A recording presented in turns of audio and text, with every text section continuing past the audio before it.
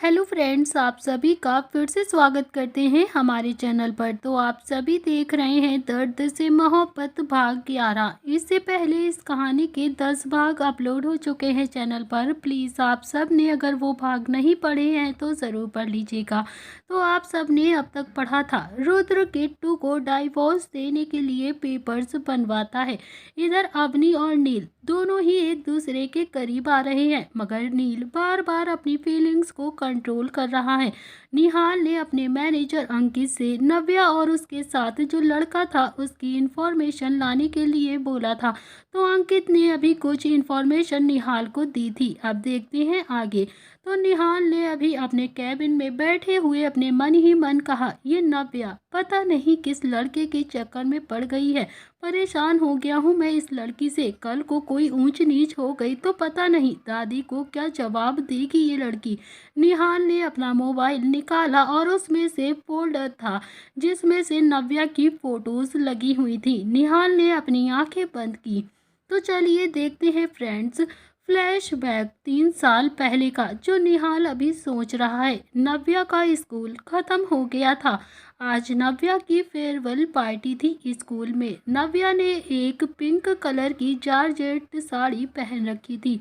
उसने हल्का सा मेकअप किया था, खुले बाल, कान में बड़े बड़े इयररिंग्स और हाथों में पर्स लेकर दादी के पास आती है। तो नव्या ने अभी बहुत ही इतरा कर दादी से कहा, दादी जरा मुझसे देखना, लग रही हूँ ना मैं बहुत ज़्यादा सुंदर, एकदम हीरोइन की तरह। तो दादी ने भी उसकी बधाइयाँ लेते हुए कहा, हाँ हाँ मेरी नव्या तो बहुत ही सुंदर लग रही है।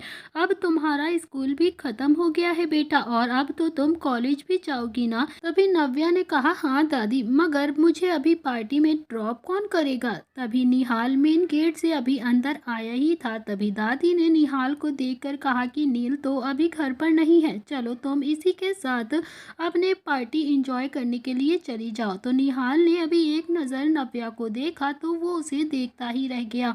वैसे तो निहाल बचपन से ही नव्या को देख रहा था, लेकिन आज उसके देखने का नज़रिया बिल्कुल अलग था। उसके अंदर नव्या को देखकर अभी कुछ फीलिंग्स पनप रही थी। न जाने क्यों आज निहाल को नव्या बहुत सुंदर लग रही थी। निहाल नव्या को देखता ही रहा। तभी दादी उसे कुछ कह रही थी, इस बात का उसे ध्यान बिल्कुल भी नहीं था। तो दादी ने निहाल की बाजू को पकड़कर हिलाकर कहा कि निहाल निहाल, मैं कुछ बोल रही हूँ तुझसे, तू कहाँ पर अपना ध्यान लगाए है। तभी निहाल ने अपनी पलकें झपकाई और दादी की तरफ देखकर कहा कि हाँ हाँ दादी बताइए ना। तभी दादी ने कहा कि आज नव्या के स्कूल में उसकी फेयरवेल पार्टी है, इसे ले जा, इसे छोड़ा वहाँ पर, आज इसका लास्ट दिन है, मिल भी लेगी सबसे। तो निहाल ने हाँ में अपनी गर्दन हिलाई और फिर नव्या को लेकर उसके स्कूल चला गया। तो नव्या अभी गाड़ी से उतरी ही थी कि उसकी साड़ी का पल्लू निहाल की वॉच में आकर अटक गया। तो नव्या अपने पल्लू को निहाल की वॉच से निकाल रही थी और उसकी आंखें नीचे झुकी हुई थी, पर वो नहीं जानती थी कि निहाल तो उसे ही देख रहा था। इसी दौरान निहाल कंटिन्यू नव्या को देखे जा रहा था। निहाल को आज नव्या को देखकर कुछ अलग ही महसूस हो रहा था। साड़ी में नव्या बहुत ही ज़्यादा सुंदर लग रही थी और निहाल उसकी खूबसूरती निहार रहा था। बहुत देर तक जब नव्या का पल्लू निहाल की वॉच से नहीं निकला तो नव्या काफ़ी ज़्यादा गुस्से में निहाल की तरफ देखकर बोलती है, निहाल जी प्लीज़ देखिए ना, ये पल्लू निकल नहीं रहा है, ये निकल नहीं रहा है, इसे निकालिए जल्दी से। आप अपनी वॉच ही उतार कर मुझे दे दीजिए, मैं पल्लू निकाल कर आपकी वॉच आपको वापस दे दूंगी। तो निहाल ने भी अपनी वॉच निकाल कर नव्या को दे दी और फिर नव्या अपने स्कूल के अंदर चली गई। निहाल अभी नव्या को जाते हुए बहुत ही प्यार से देख रहा था। तभी निहाल की नज़र कार की सीट पर गई जहां पर अभी नव्या बैठी हुई थी। उस पर नव्या का ब्रेसलेट गिर गया था। तो निहाल ने उस ब्रेसलेट को जल्दी से उठाकर अपनी जेब में रख लिया। तो निहाल के चेहरे पर अभी हल्की सी स्माइल आ गई थी। आज पहली बार वो किसी के लिए स्पेशल फील कर रहा था। उसने अपनी गाड़ी स्टार्ट की और फिर वो वहां से निकल गया। कुछ ही दिनों के बाद निहाल को नव्या के लिए अच्छी वाली फीलिंग्स आने लगी। ज़्यादा से ज़्यादा वो उसके लिए सोचने लगा। निहाल अपनी फीलिंग्स को दबाना चाहता था, लेकिन फिर भी वो चोर नज़रों से हमेशा नव्या को देखा करता था। निहाल ने खुद को कंट्रोल करने की बहुत ज़्यादा कोशिश करी, पर वो नाकाम रहा। जब निहाल को यह सब कुछ अच्छा महसूस हो गया कि वो अपनी फीलिंग्स और ज़्यादा दिन नहीं छुपा सकता है, तो उसने अपने विला में शिफ्ट होने का फैसला कर लिया।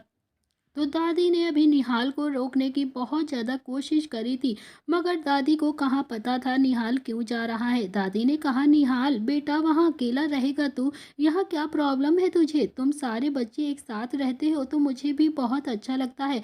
मत जाना निहाल, अपनी दादी को छोड़कर। तभी निहाल ने अपनी दादी की तरफ देखते हुए कहा, दादी, एक ना एक दिन तो मुझे अपने घर शिफ्ट होना ही है। और फिर अवनी तो यहाँ पर है ना आपके पास, वो हमेशा आपके साथ ही रहेगी। मैं ही तो जा रहा हूँ, वहाँ से मेरा ऑफिस भी बहुत पास पड़ता है। प्लीज़ दादी, अब मुझे जाने दीजिए। आपसे मिलने होगा तो मैं आपसे मिलने आ जाया करूँगा। लेकिन दादी का मन बिल्कुल भी नहीं था निहाल उसके पास से चला जाए। तभी निहाल जानता था कि अगर वो वहाँ पर रुका तो नव्या के लिए उसका प्यार और भी ज़्यादा बढ़ता जाएगा, और वो ये बिल्कुल भी नहीं चाहता था। इसीलिए दादी ने लाख मना करने के कोशिश करी, मगर फिर भी निहाल अपने विला में शिफ्ट हो गया था। अब निहाल प्रताप हाउस कम ही जाया करता था, क्योंकि वो जानता था कि नव्या के लिए उसकी फीलिंग्स क्या है, ताकि वो नव्या से दूर रहे और उसकी फीलिंग्स खत्म हो जाए। तो देखते हैं अब फ्लैशबैक एंड होता है। निहाल ने नव्या की फोटो देखते हुए कहा, जितना तुमसे दूर जाने की सोचता हूँ ना, उतना ही तुम्हारे करीब आ जाता हूँ नव्या। बस एक बार पता चल जाए कि ये चिराग नाम का लड़का अच्छा है या नहीं। अगर अच्छा होगा तो मैं फिर खुद तुम्हारी और चिराग की शादी की बात रुद्राक्ष से करूंगा। निहाल ने नव्या की फोटो को टच करते हुए कहा, थोड़ा मुश्किल है तुमसे दूर जाना, लेकिन तुम्हारे लिए मैं इतना तो कर ही सकता हूँ। आखिर दिल और जान से चाहता हूँ मैं तुम्हें। तभी निहाल और नील की हालत अभी एकदम सेम थी। वो दोनों ही दादी की नज़रों में गिरना नहीं चाहते थे। बस फर्क इतना था कि अवनी नील को प्यार करती थी और नव्या चिराग को प्यार करती थी। शाम को जब रुद्र और निहाल अपने ऑफिस से घर वापस आए, तो अभी सभी लोग गार्डन में बैठे हुए थे। तभी निहाल भी जाकर अवनी और नील के पास बैठ गया। किट्टू भी उनके पास गार्डन में ही बैठी थी, लेकिन रुद्र वहां पर नहीं रुका था। रुद्र सीधा अपने कमरे में आ गया और किट्टू को रुद्र को देखकर काफी ज्यादा बेचैनी हो गई थी। उसका मन था कि वो रुद्र के पास जाकर एक बार पूछ ले कि क्या कोई प्रॉब्लम है क्या, या फिर कोई टेंशन है। लेकिन किट्टू में अभी इतनी हिम्मत नहीं थी कि वो रुद्र के पास चली जाए और उससे सवाल करे। तभी रुद्र ने कभी किट्टू को अपनी पत्नी होने का हक भी नहीं दिया था, इसीलिए वो और भी ज़्यादा घबरा रही थी। इसी वजह से किट्टू अंदर हिम्मत नहीं कर पाती है और वहीं पर बैठी रहती है, रुद्र के पास नहीं जाती। रात को भी सभी डाइनिंग टेबल पर डिनर कर रहे थे, लेकिन अभी रुद्र वहां पर नहीं था। किट्टू ने नील की तरफ देखा, जैसे वो कहना चाहती हो कि रुद्र जी को भी बुला दीजिए। नील एकदम से समझ गया और वो रुद्र को बुलाने उसके कमरे में चला गया था। नील ने रुद्र को देखकर कहा कि डिनर लग गया है, तू भी आ जा, खाना खा ले। बहुत ही अच्छा खाना बनाया है किट्टू ने, और किट्टू तुझे बुला भी रही है। तभी रुद्र भी अपने लैपटॉप पर कुछ काम कर रहा था। उसने नील की तरफ बिना देखे ही कहा कि मुझे भूख नहीं है, तुम सब लोग खा लो, मैं बाद में खा लूँगा। जब भूख लगेगी तो मैं खुद ही खा लूँगा। तो नील अभी इतना तो समझ ही रहा था कि रुद्र अपने आप से ही लड़ रहा है। जरूर कोई ना कोई बात तो है जो उसे बहुत परेशान कर रही है, इसीलिए नील उसे ज़्यादा फोर्स नहीं करता है और चुपचाप नीचे आ गया। नीचे आकर नील ने किट्टू से कहा कि रुद्र को अभी भूख नहीं है, वो खाएगा ही नहीं। सब खाना खाकर अपने अपने कमरे में चले जाते हैं, लेकिन किट्टू का तो मन अभी भी काफ़ी ज़्यादा बेचैन होने लगता है। किट्टू मन ही मन बोलती है कि रुद्र जी ने तो कुछ भी नहीं खाया है, मैं उन्हें खाना देकर आ जाऊंगी तो शायद वो गुस्सा तो नहीं करेंगे मुझ पर। करीब 11 बजे का समय था। किट्टू ने एक प्लेट में खाना अच्छे से सर्व किया और रुद्र के कमरे में उसे देने के लिए चली गई। किट्टू ने थोड़ा सा गेट खोलकर देखा तो रुद्र अभी कमरे में नहीं था। किट्टू ने एक राहत की सांस ली और फिर किट्टू ने वो प्लेट जल्दी से कमरे में रख दी और उसके नीचे एक चिट भी रख दी और चुपचाप से वो कमरे से बाहर आ गई। तो किट्टू को लगा था कि रुद्र ने अभी उसे नहीं देखा है, लेकिन रुद्र तो उसे बालकनी में खड़ा होकर कब से देख रहा था। रुद्र ने मन ही मन कहा, किट्टू तुम मत दो खुद को इतनी तकलीफ, बहुत ही पछताओगी तुम, बहुत ही ज्यादा। मैं पिघलने वाला नहीं हूँ तुम्हारे लिए। रुद्र बालकनी से कमरे में आ जाता है। उसने वो चिट उठाकर रीड की। उसमें लिखा हुआ था, रुद्र जी मैंने भी फ्राइड राइस बनाए हैं, जरा टेस्ट करके बताइएगा अच्छे बने हैं या नहीं। चिट पढ़कर रुद्र के चेहरे पर ना चाहते हुए भी एक हल्की सी स्माइल आ गई थी और उसने खुद से ही कहा कि खरगोश बहुत ज़्यादा स्मार्ट समझती हो खुद को, पर हो नहीं, बिल्कुल भी नहीं। ये नया तरीका ढूंढा है ना खाना खिलाने का तुमने। रुद्र ने अभी प्लेट का ढक्कन उठाकर देखा तो उसके मुंह में अपने आप ही पानी आ गया। वो खुद को कंट्रोल नहीं कर पाया और ना चाहते हुए भी वो जल्दी से प्लेट को उठाकर राइस खाने लगा। किट्टू भी उसे चुपचाप से कमरे के गेट से देख रही थी। जब किट्टू को यकीन हो गया कि रुद्र ने अभी खाना खा लिया है तो वो भी अपने कमरे में आकर आराम से सो गई। रुद्र ने खाना खाकर प्लेट अभी साइड में रखी और फिर हाथ पोंछते हुए खुद से ही कहा कि काश काश किट्टू तुम सोमनाथ की बेटी ना होती तो खरगोश सच में तुम आज रुद्र प्रताप सिंह की बाहों में होती। फिर भी उसके चेहरे पर एक मुस्कान आ जाती है और वो भी सो जाता है। अगले दिन रुद्र सुबह सुबह उठकर ऑफिस के लिए तैयार होने लगता है। तो रुद्र अभी तैयार होकर नीचे आया और वो बाहर की तरफ जाने लगा। तभी उसने कुछ नोटिस किया कि अभी डाइनिंग टेबल के पास किट्टू खड़ी हुई है और उसे ही देख रही है। तभी रुद्र भी एकदम से पीछे पलटा तो वो एकदम से हैरान हो गया और उसने मन ही मन कहा कि इतनी सुबह सुबह किट्टू ने मेरे लिए नाश्ता भी बना दिया है।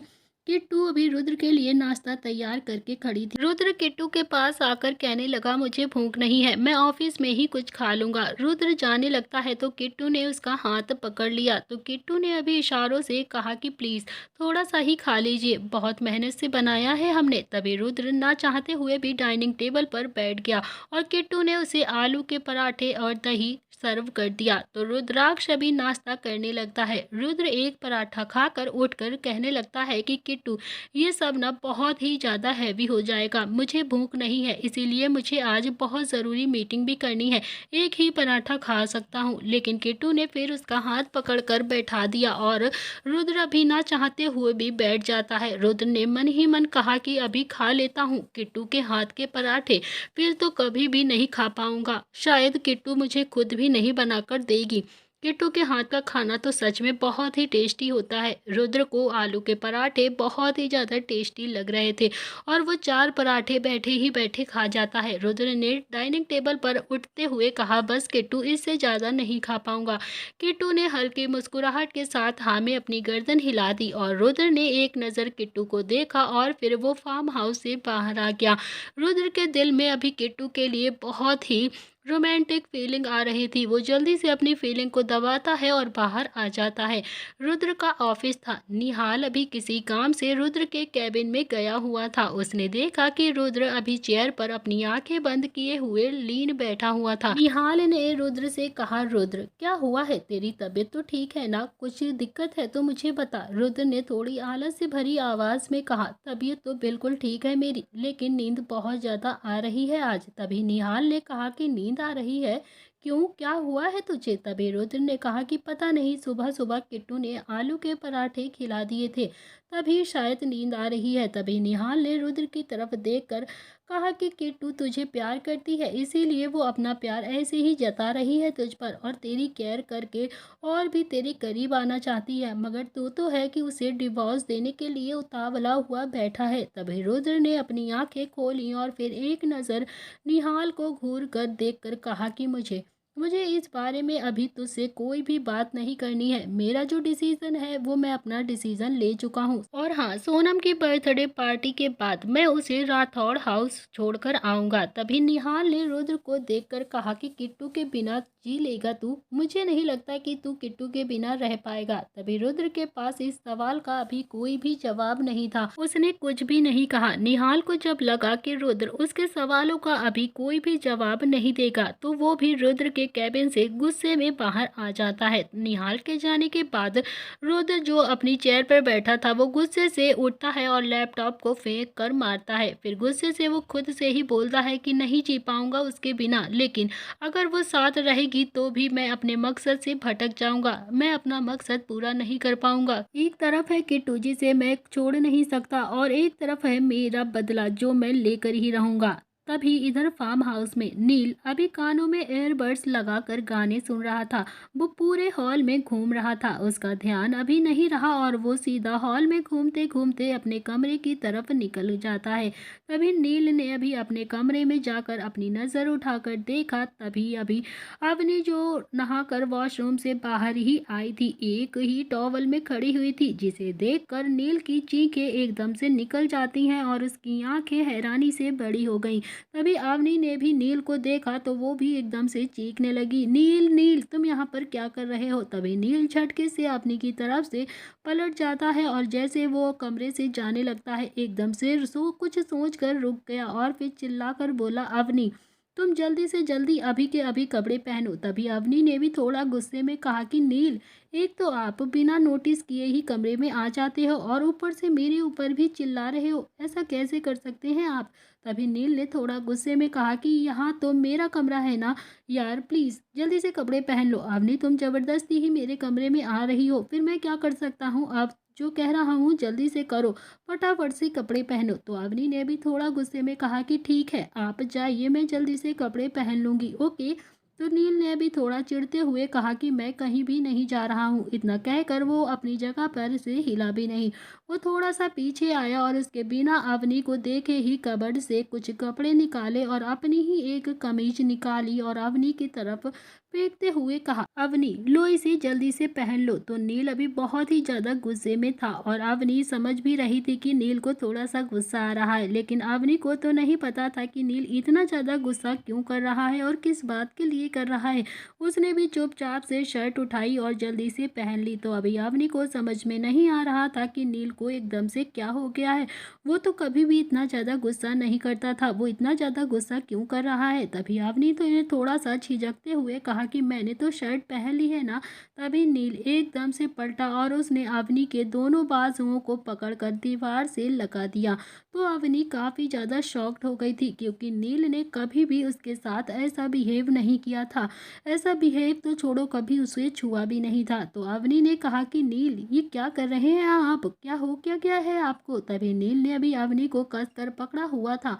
नील ने अवनी की शर्ट का एक बटन खोल दिया और यह देखकर अवनी की आंखें बाहर आ गई और उसका मुंह खुला का खुला रह गया। उसने खुद को छुड़ाते हुए कहा कि नील दिमाग खराब हो गया है क्या आपका, ये कैसी हरकत कर रहे हैं आप मेरे साथ, ये क्या कर रहे हैं, छोड़ो मुझे, छोड़ो अभी के अभी। लेकिन नील को तो उसकी बात का असर ही नहीं हो रहा था, जैसे वो जानबूझकर ऐसा कर रहा हो। अवनी लगातार छटपटा रही थी लेकिन अवनी बार बार नील को धक्का दे रही थी, लेकिन नील को अभी फर्क ही नहीं पड़ रहा था। इतने में ही नील ने उसकी शर्ट का दूसरा बटन भी खोल दिया। अवनी बहुत ज़्यादा डर जाती है। अब अवनी चिल्लाने लगती है जोर जोर से, नील नील, और वो उसे मारने लगती है। तो अभी अवनी ने रोते हुए कहा, छोड़ दीजिए नील प्लीज़, ये क्या कर रहे हैं आप, नहीं तो प्लीज़ हम कुछ कर लेंगे अपने आप को, प्लीज़ छोड़िए हमें। लेकिन नील का ध्यान कहीं और ही था। अवनी के इतना छटपटाने से नील काफ़ी ज़्यादा इरिटेट हो रहा था। उसने अवनी के दोनों हाथों को कसकर पकड़ा और अपने एक ही हाथ से पकड़कर ऊपर दीवार से लगा दिया। तो नील के ऐसा करने से तो अवनी के आंसू और भी ज़्यादा बह रहे थे। उसने तो कभी सपने में भी नहीं सोचा था नील उसके साथ ऐसा भी कुछ कर सकता है। अवनी ने गिड़गिड़ाते हुए कहा, प्लीज़ प्लीज़ नील छोड़ दीजिए हमें, नील नहीं नहीं नील प्लीज़ छोड़ दीजिए, प्लीज़ मत कीजिए ऐसा। तो अवनी अभी लगातार रोए जा रही थी और चिल्ला भी रही थी, झटपटा भी रही थी, मगर नील को तो खुद से दूर कर ही रही थी और उसे मार भी रही थी। लेकिन नील ने अवनी की शर्ट का तीसरा बटन भी खोल दिया। तभी अवनी ने कसकर अपनी आंखें बंद कर ली और नील ने अवनी की शर्ट का हल्का सा नीचे करके देखा तो उसके दिल के पास नील के नाम का टैटू लगा हुआ था। तो नील ने अभी अपनी एक उंगली से उस टैटू पर हल्का सा टच किया। जब अवनी टॉवल में थी तो नील की नज़र उस टैटू पर पड़ गई थी और नील खुद को श्योर करना चाहता था कि आखिर ये टैटू उसके नाम का ही है या नहीं। वो पूरी तरह से श्योर नहीं था, इसीलिए उसने अवनी को शर्ट दी थी ताकि वो टैटू को देख सके। तभी नील ने गुस्से से अवनी के दोनों बाजुओं को पकड़ा और झटकते हुए कहा, इससे ज्यादा पागलपन और क्या ही करोगी तुम। ये आखिरी पागलपन है तुम्हारा, समझी तुम। और आज के बाद तुमने मेरे करीब आने की कोशिश भी की ना तो सोच लेना। अवनी का अभी तक रो रो कर बुरा हाल हो गया था। वो जहाँ खड़ी थी रो रो कर वहीं पर बैठ गई। लेकिन नील का गुस्सा कम नहीं हुआ और नील अवनी को देख रहा था और उसके सामने चक्कर लगा रहा था। तभी नील के दोनों हाथ अभी नील की कमर पर थे और फिर आंखों में काफी ज्यादा गुस्सा था। तो नील ने भी गुस्से में कहा कि क्या क्या चाहती क्या हो तुम अवनी, बोलो मुझे। गलत डायरेक्शन में जा रही हो तुम। मैं तुम्हें कभी भी प्यार नहीं करूंगा, कभी भी नहीं। तुमसे कभी शादी भी नहीं करूंगा। और यह जो अपने आप को तुम कर रही हो ना, मेरे नाम का टैटू बनवा रही हो, इससे मैं बिल्कुल भी खुश नहीं हुआ हूँ, बल्कि मुझे तुम पर और भी ज्यादा गुस्सा आ रहा है। तभी नील ने भी अपने दोनों हाथों से अवनी को उठाया और फिर चिल्लाकर कहा कि चली क्यों नहीं जाती तुम मेरी जिंदगी से। मैं नहीं चाहता कि तुम मेरी जिंदगी में रहो। अवनी अभी कुछ भी बोलने की हालत में नहीं थी और वो तो बस रोई जा रही थी। अवनी ने अभी रोते रोता थोड़ा सा हिम्मत करते हुए कहा कि नील, मैं आपसे बहुत बहुत, लेकिन मैं नहीं करता हूँ तुमसे प्यार, समझी तुम। नील ने बीच में ही उसकी बात काटते हुए कहा, इस जन्म में क्या मैं तुमसे शादी भी नहीं करूंगा और ना ही कभी प्यार करूंगा। तुम समझती क्या हो खुद कर। इतना कहकर नील ने अभी अवनी को झटक दिया और फिर उस कमरे से बाहर की तरफ आ गया। अवनी फिर से बैठकर रोने लगती है। उसे बहुत ही ज्यादा बुरा लग रहा था। अवनी ने रोते रोते खुद से कहा कि नील, आप समझते क्यों नहीं है, मैं प्यार करती हूँ आपसे बहुत ज़्यादा। कैसे प्रूव करूँ मैं अपना प्यार आपको।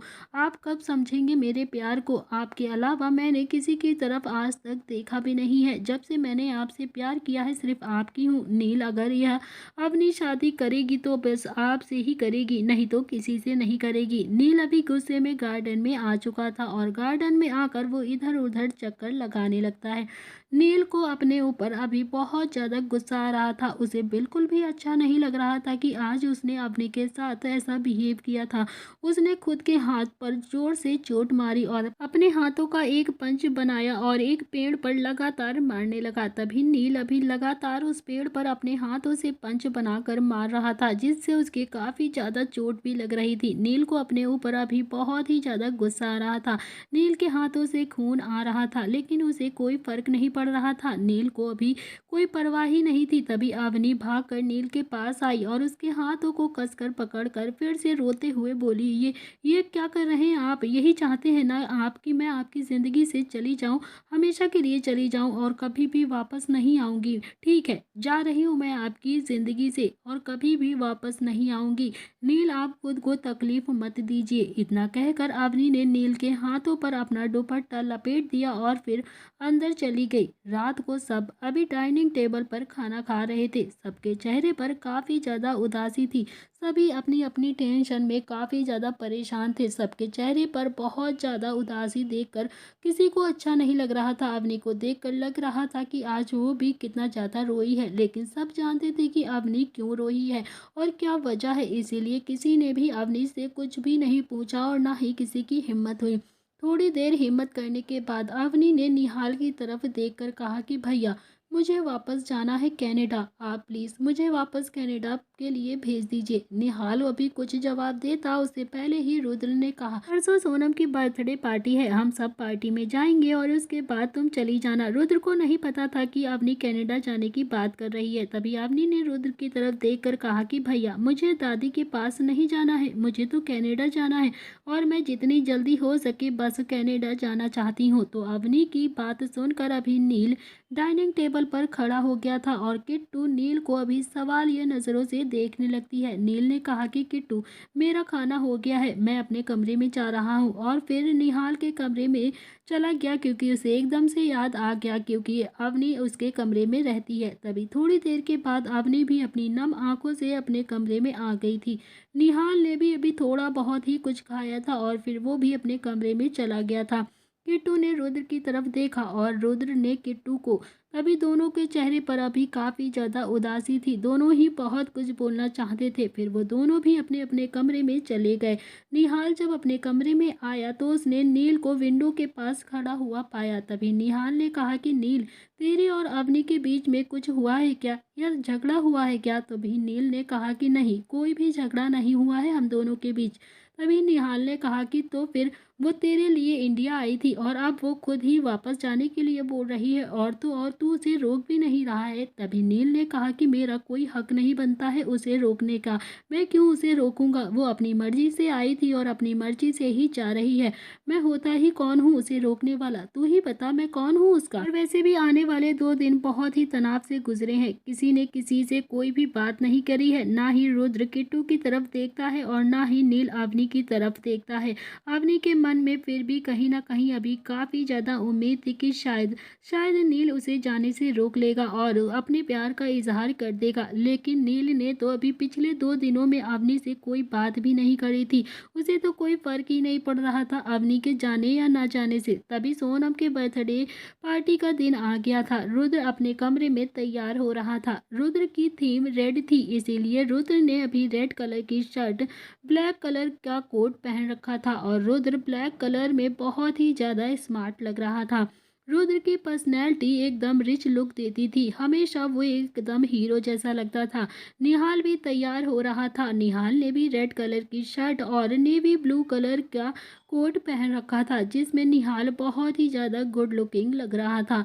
निहाल भी रुद्र से कम स्मार्ट नहीं था और डैशिंग नहीं था। तभी निहाल ने नील की तरफ देखकर कहा कि चल भाई, बोली तो लगेगी तेरी आज। चलना नहीं है क्या पार्टी में तुझे और उस चुड़ैल का, जो तेरा बेसब्री से वेट कर रही होगी?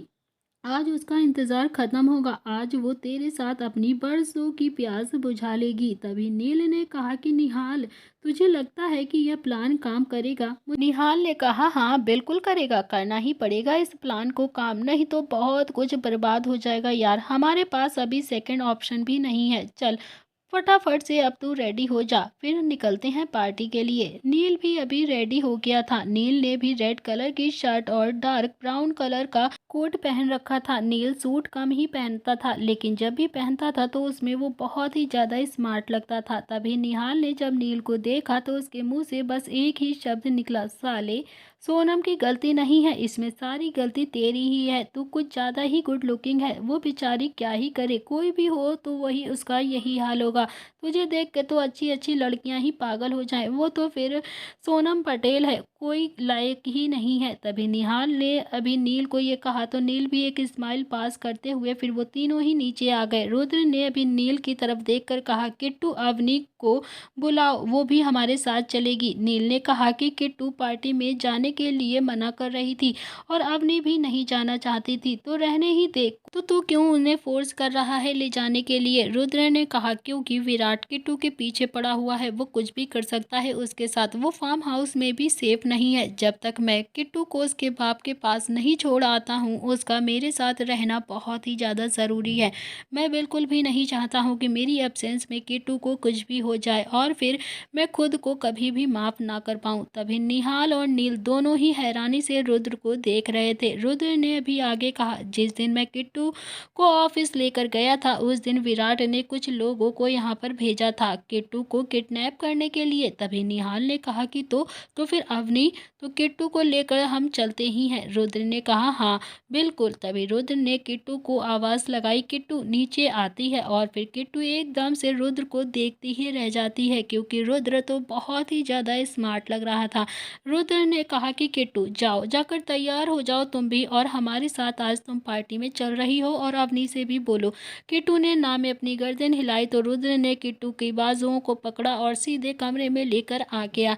तो रुद्र ने अभी किट्टू की बाजू छोड़ते हुए कहा, क्यों नहीं जाना चाहती हो तुम पार्टी में, बोलो। तो किट्टू ने अभी रुद्र का मोबाइल लेकर उसमें टाइप किया कि पिछली बार तो गए थे ना हम आपके साथ पार्टी में, और फिर हमारे साथ वो गंदा लड़का क्या कर रहा था, घर आकर आपने हमारे साथ जो किया था, हम नहीं चाहते कि वो सब कुछ दोबारा हो हमारे साथ, इसीलिए हम नहीं जाएंगे। तभी रुद्र ने थोड़ा सख्ती से कहा कि क्या लोगी मेरे साथ जाने का, बोलो। तभी किट्टू ने टाइप किया बस एक प्रॉमिस कीजिए हमसे। तो रुद्र ने कहा कि कैसा प्रॉमिस।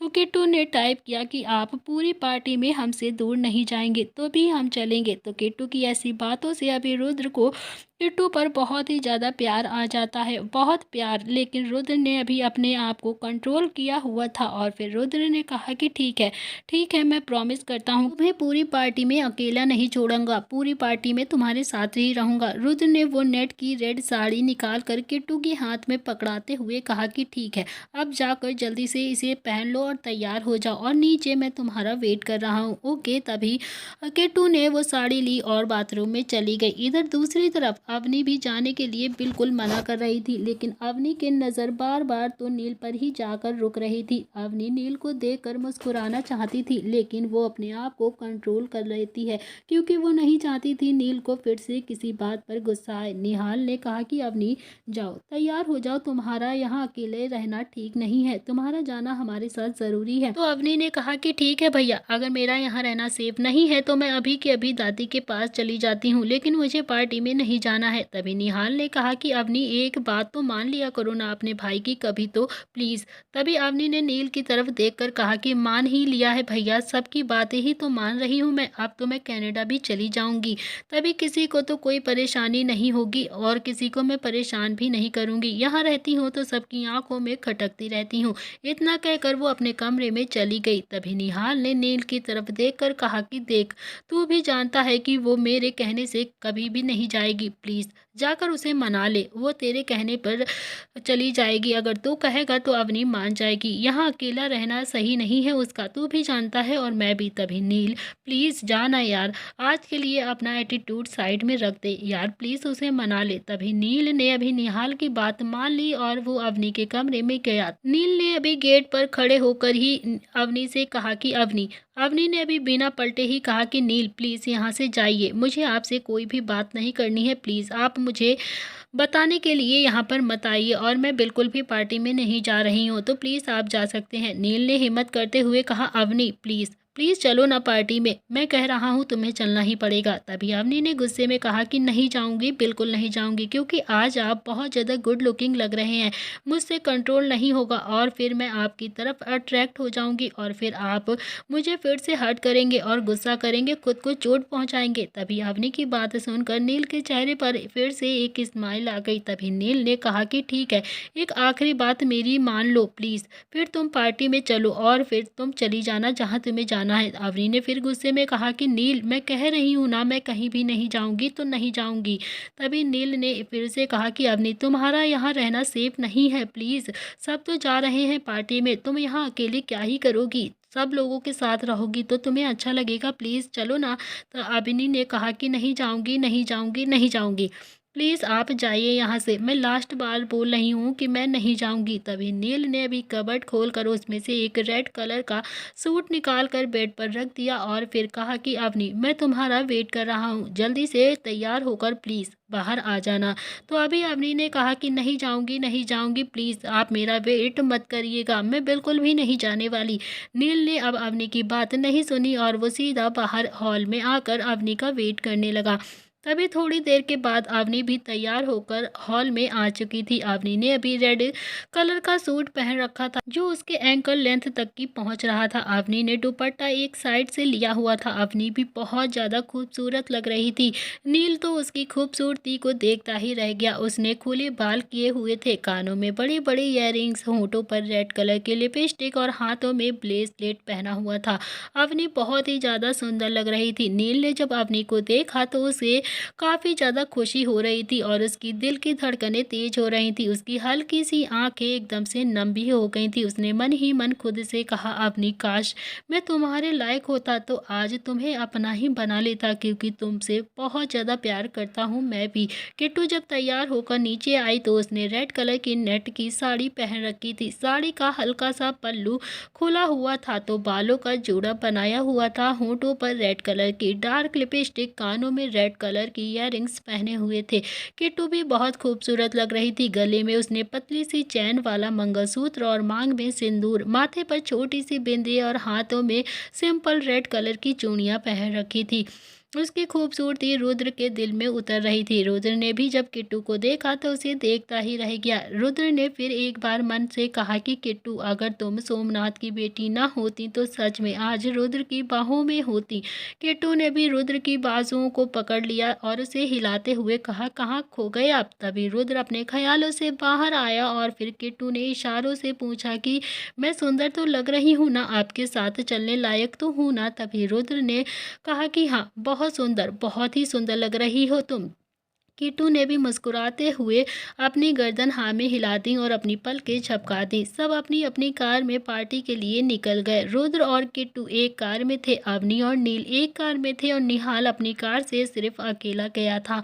रुद्र अभी ड्राइव कर रहा था तो किट्टू अभी बार बार इधर उधर देख रही थी और चुपचाप से बराबर में बैठी हुई थी। रुद्र ना चाहते हुए भी बार बार किट्टू को ही देखे जा रहा था। रुद्र को किट्टू बहुत ही ज्यादा सुंदर लग रही थी। रुद्र के चेहरे पर बार बार हल्की सी मुस्कान आ रही थी जो वो बार बार कंट्रोल करने की कोशिश कर रहा था। तो किट्टू भी आज बहुत ही ज्यादा खुश लग रही थी। किट्टू को लग रहा था कि उसके और रुद्र के बीच में अब धीरे धीरे सब कुछ ठीक हो रहा है। शायद रुद्र भी उसे अपनाने के लिए तैयार हो गया है। किट्टू इस बात से अनजान थी कि रुद्र उसे डाइवोर्स देने के लिए सोच रहा है। तभी इधर दूसरी तरफ नील का भी यही हाल हो चुका था। नील की नजरें तो अवनी से हट ही नहीं रही थी। नील की नजर अभी अवनी पर ही थी। ये देखकर अवनी भी काफी ज्यादा खुश हो रही थी। तभी थोड़ी देर में सब पार्टी में पहुंच जाते हैं। अवनी का मूड अभी भी थोड़ा सा ठीक हो चुका था और फिर किट्टू तो पहले से ही रुद्र के साथ काफी ज्यादा खुश थी। तभी वो पांचों एक साथ उस पार्टी में एंट्री लेते हैं और सभी पांचों के पांचों खुश थे। तभी वहां एक वेटर ट्रे लेकर कुछ मास्क लेकर उनके पास आता है। वेटर ने कहा कि सर, यह मास्क कंपलसरी है लगाना, प्लीज सब ने जो भी मास्क पसंद हो आप सब उठा लीजिए। तभी सब ने अपनी अपनी पसंद का मास्क पहन लिया, लेकिन किट्टू से मास्क बिल्कुल भी पहना नहीं जा रहा था। वो काफी ज्यादा परेशान हो रही थी और सबको देख रही थी। तो रुद्र ने जब उसकी तरफ देखा तो उसकी हेल्प करते हुए किट्टू को भी वो मास्क पहना देता है। नील और निहाल दोनों ही उन दोनों को देख रहे थे। तभी निहाल ने धीरे से नील के कान में आकर कहा, सच में यार ये किट्टू भी ना बहुत ज्यादा चालाक है, जानबूझकर खुद को ऐसे मास्क पहना रही थी ताकि रुद्र इसकी हेल्प करे और ये दोनों ही एक दूसरे के करीब आ जाएं।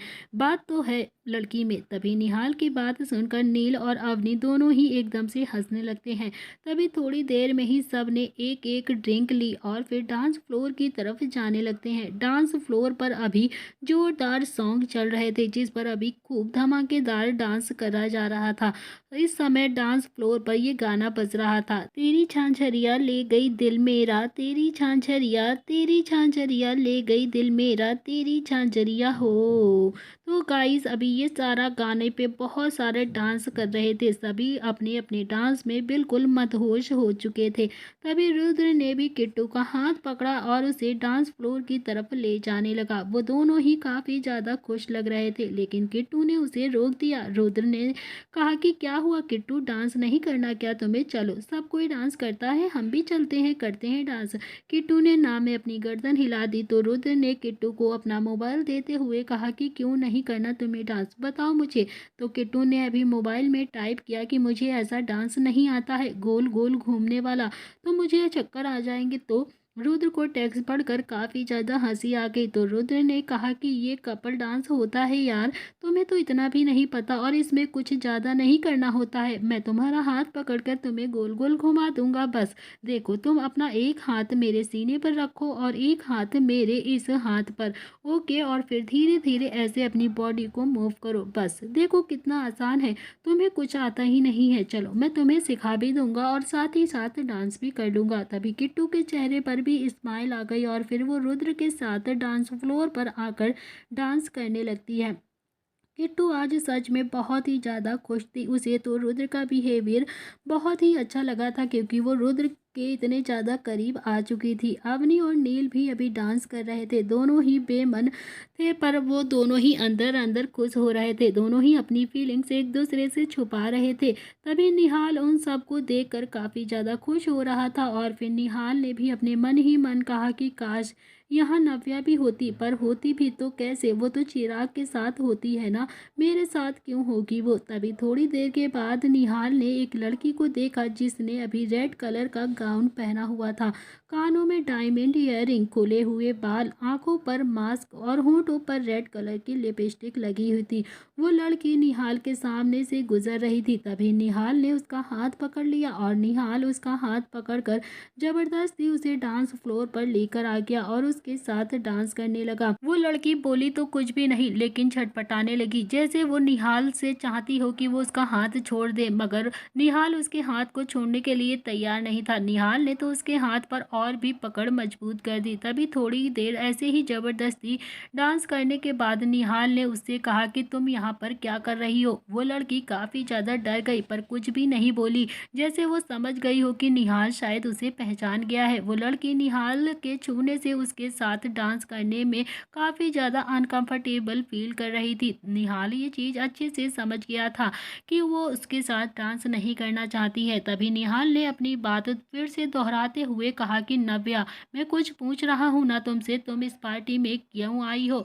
नील और रुद्र दोनों ही हैं इस पार्टी में, तो तुम अब मुझे बताओगी कि तुम यहाँ पर क्या कर रही हो, नहीं तो मैं अभी के अभी रुद्र से बता दूंगा। तभी नव्या पहले ही निहाल के साथ डांस करने में काफ़ी ज़्यादा अनकंफर्टेबल फील कर रही थी। अब तो डर की वजह से उसकी आंखें भी नम हो गई थी और उसकी धड़कनें ट्रेन की तरह बढ़ती जा रही थी। तभी नव्या ने थोड़ी नम आंखों से कहा कि निहाल जी, आपने मुझे कैसे पहचान लिया? मैंने तो मास्क लगा रखा है ना।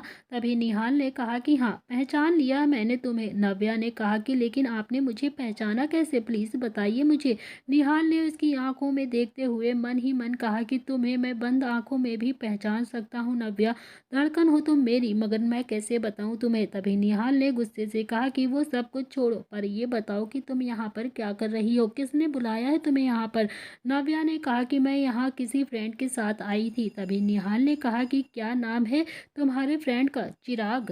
तभी चिराग का नाम सुनते ही नव्या के तो होश उड़ गए। उसने तो डांस करते करते निहाल से कहा कि नहीं नहीं नहीं, मैं किसी चिराग को नहीं जानती हूँ।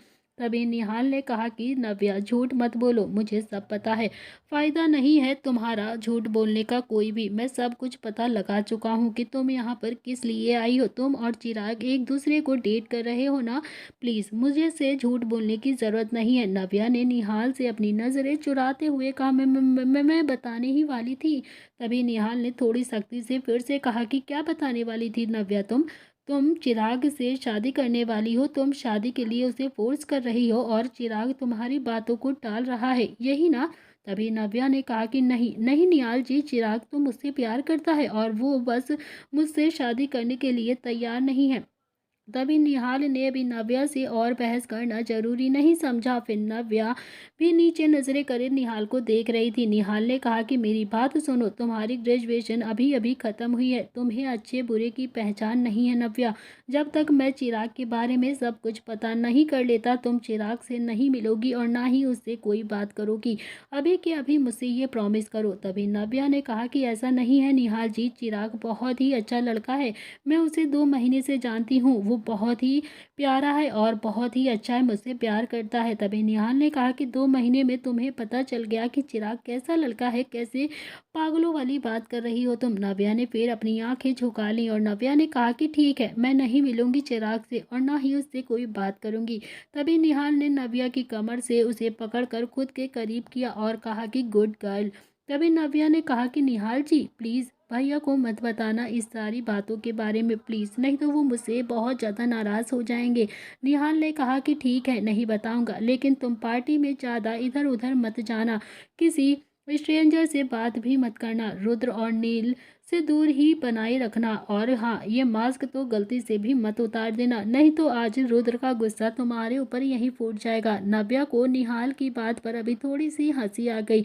नव्या ने थोड़ा सा मुस्कुराते हुए कहा, वैसे निहाल जी मैं बच्ची हूँ क्या जो आप मुझे इस तरह से इतना ज़्यादा समझा रहे हैं। तभी निहाल ने भी हल्के से मुस्कुराते हुए कहा कि हाँ अभी तुम बच्ची ही हो, बहुत ज़्यादा इनोसेंट भी हो तुम अभी अच्छे बुरे में फ़र्क भी नहीं जानती हो बेटा, मुझसे ज़्यादा तुम्हें कोई नहीं समझ सकता। तभी नव्या ने हाँ में अपनी गर्दन हिला दी। इधर दूसरी तरफ अवनी और नील भी एक दूसरे के साथ डांस कर रहे थे, लेकिन डांस करते हुए जब भी उनका चेहरा एक दूसरे के करीब आ जाता था दोनों के दिल की धड़कनें एकदम से बढ़ जाती हैं। इधर रुद्र और किट्टू भी डांस कर रहे थे और उन दोनों का भी यही हाल था। किट्टू के फेस पर अभी एक प्यारी सी मुस्कान थी जिसे रुद्र देखकर काफ़ी ज़्यादा खुश हो रहा था, लेकिन रुद्र अभी मन ही मन सोच रहा था कि पता नहीं मैं किट्टू को डिवोर्स दे भी पाऊंगा या नहीं, कैसे दे पाऊंगा मैं इसे डिवोर्स, तभी इसे खुद से कैसे दूर करूं मैं, मुझे तो समझ नहीं आ रहा। किट्टू ने पहली बार ऐसा डांस किया था, वो भी रुद्राक्ष के साथ, तो वो भी बिल्कुल ठीक से कर नहीं पा रही थी और फिर रुद्र भी उसे ठीक से डांस करना सिखा रहा था।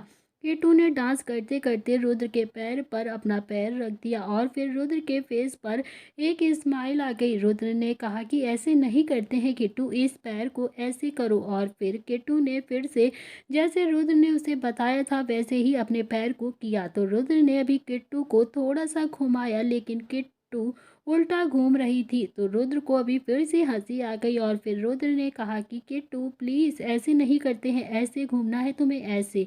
तभी किट्टू फिर से ठीक से घूमी, तभी थोड़ी देर में ही ऐसे म्यूजिक बंद हो जाता है। रुद्र किट्टू एक दूसरे को आंखों ही आंखों में देखकर काफी ज्यादा हंसने लगे। तो रुद्र ने अभी किट्टू की नाक को अपनी एक उंगली से टच करते हुए कहा कि खरगोश अभी ना तुम्हें बहुत ज़्यादा प्रैक्टिस करनी पड़ेगी, तब जाकर तुम डांस सीख पाओगे। तो किट्टू ने अभी इशारों ही इशारों में कहा कि ठीक है आप सिखाएंगे ना मुझे डांस, तो मैं बहुत ही जल्दी सीख जाऊंगी। मगर रुद्र के पास किट्टू के इस सवाल का कोई भी जवाब नहीं था, इसीलिए वो चुपचाप अपनी नज़रें बचाकर वहां से आ जाता है। तभी थोड़ी देर के बाद सब एक साथ इकट्ठे हो गए और निहाल ने नील के कान में कहा कि भाई अब अपने प्लान को एग्जीक्यूट करना है, लेकिन सोनम तो कहीं भी दिखाई नहीं दे रही है, जिसके लिए खास तौर पर हमने ये प्लान बनाया है वो ही अभी पार्टी में नहीं नजर आ रही है। नील ने भी अभी थोड़ा सा झिझकते हुए कहा यार मैं कर नहीं पाऊंगा, मुझे तो बहुत ही ज़्यादा घबराहट हो रही है। तभी निहाल ने अभी नील का मजाक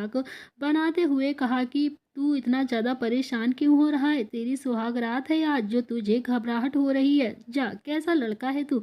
नील ने कहा कि साले बहुत मज़ा आ रहा है ना तुझे, भगवान करे अगले प्रोजेक्ट में सोनम तुझे ही मांग ले, फिर पता चलेगा मेरी फीलिंग्स का हाल, तुझे भी ऐसा ही लगेगा जैसा मुझे आज फील हो रहा है, बहुत ज़्यादा तुझे मज़ा आता है ना। तो फ्रेंड्स काफ़ी बड़ा चैप्टर लिख दिया है आज मैंने, तो प्लीज़ आप सभी लोग कमेंट करके ज़रूर बताना कि कैसा लग रहा है आपको चैप्टर। और हाँ कमेंट्स तो कर ही दिया करो, थोड़ा सा कॉन्फिडेंस लेवल भी डेवलप होता है जिससे हमें और भी ज़्यादा अच्छा लगता है। प्लीज़ कहानी में आगे क्या होने वाला है ये सारी चीज़ें आपको पता चलेंगी इस कहानी के नेक्स्ट पार्ट में। आज के लिए इतना ही, मिलते हैं इस कहानी के अगले भाग में। Thank you friends.